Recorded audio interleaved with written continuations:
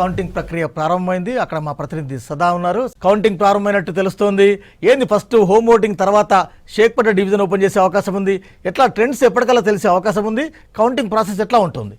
Yes Venkat, good morning. So Jubilee Hills ఉప ఎన్నికలకు సంబంధించిన కౌంటింగ్ కాసేపటి క్రితమే ప్రారంభమైంది. ఎగ్జాక్ట్లీ 8 o'clockకి హోమ్ ఓటింగ్ ద్వారా ఉపయోగించినటువంటి 101 ఓట్లను ప్రస్తుతం లెక్కిస్తున్నారు. సో వాటన్నిటిని కూడా ఇటు భద్రపరిచిన బ్యాలెట్ బాక్సుల నుంచి తీసి ఒక్కొక్కటిగా మొత్తం 58 గుర్తులు ప్లస్ ఒక నోటా, సో మొత్తం 59 బాక్సులు ఏర్పాటు చేశారు. సో ఆ బాక్సులో ఈ పోస్టల్ బ్యాలెట్లో వచ్చినటువంటి ఓట్లను ఆ బాక్స్లో ఎవరెవరికి ఎన్నెన్ని వచ్చాయనేది ప్రస్తుతానికైతే దాంట్లో వేస్తున్నారు. సో మొత్తం పూర్తిగా వాటిని తీసి దాంట్లో వేసిన తర్వాత ఎవరికి ఎన్ని వచ్చాయి ఏంటి అనేది వాటన్నిటి లెక్క కూడా తీయనున్నారు. సో ఎగ్జాక్ట్లీ 8:15కి ఈ పోస్టల్ బ్యాలెట్ ద్వారా ఎన్ని ఓట్లు వచ్చాయో రిజల్ట్ అయితే బయటికి రానుంది. సో మొదటగా యాక్చువల్గా ఈ జూబ్లీ హిల్స్ ఉప ఎన్నికల్లో ఈసారి 85 ఏళ్లకు పైగా ఉన్న వాళ్ళకి, అలాగే 40% పైగా వికలాంగత ఉన్న వాళ్ళందరికీ కూడా హోమ్ ఓటింగ్ సౌకర్యం కల్పించారు.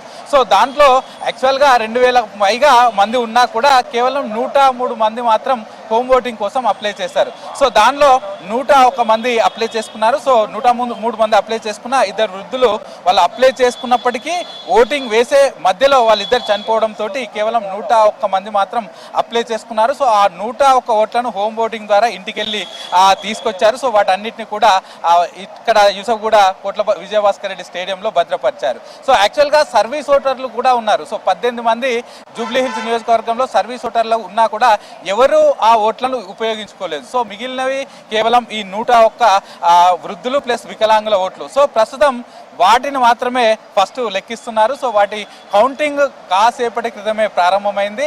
సో మరి కాసేపట్లో అంటే ఎగ్జాక్ట్లీ ఒక 15 minutes టైం పడుతుందంటూ మనకు అధికారులు చెప్తున్నారు, లోపల ఉన్న అధికారులు. సో వాటన్నిటిని కూడా ఎవరెవరికి ఎన్ని ఓట్లు వచ్చాయనేది ఆయా వాళ్ళ బాక్సుల్లో పెట్టేసి అన్నీ అయిపోయిన తర్వాత వాటన్నిటిని కూడా బయటికి తీసి ఒక 15 minutesలో వాటి రిజల్ట్ అయితే అనౌన్స్ చేస్తున్నారు. సో వీటి రిజల్ట్ వచ్చిన తర్వాత ఎగ్జాక్ట్లీ 8:15కి వచ్చిన తర్వాత అప్పుడు డైరెక్ట్గా ఈవీఎంలను ఓపెన్ చేస్తారు. సో మొదటగా షేక్పేట డివిజన్కి సంబంధించిన 42 పోలింగ్ స్టేషన్ల రిజల్ట్స్ అనేటి ఫస్ట్ రౌండ్లో లెక్కించనున్నారు. సో వాటన్నిటిని మొత్తం 42 టేబుల్స్ ఏర్పాటు చేశారు.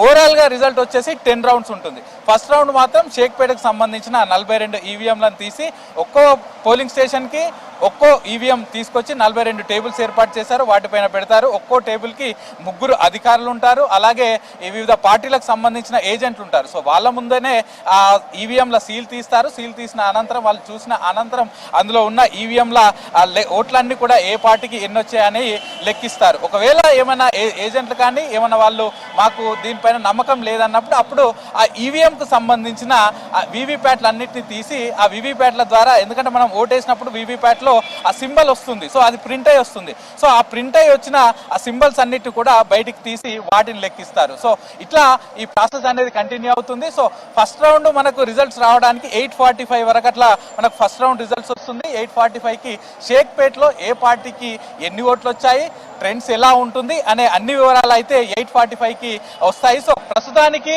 ఈ హోమ్ ఓటింగ్ ద్వారా వేసినటువంటి పోస్టల్ బ్యాలెట్ల కౌంటింగ్ జరుగుతుంది. సో ఈ కౌంటింగ్ అనేది 50 minutes పాటు కొనసాగే అవకాశం కనిపిస్తుంది వెంకట్. సో మనకి 8:15కి ఈ హోమ్ ఓటింగ్ లో వేసిన ఓట్లు ఏ పార్టీకి ఎన్ని వచ్చాయి ఏంటనేది మనకు క్లియర్ గా తెలుస్తుంది వెంకట్.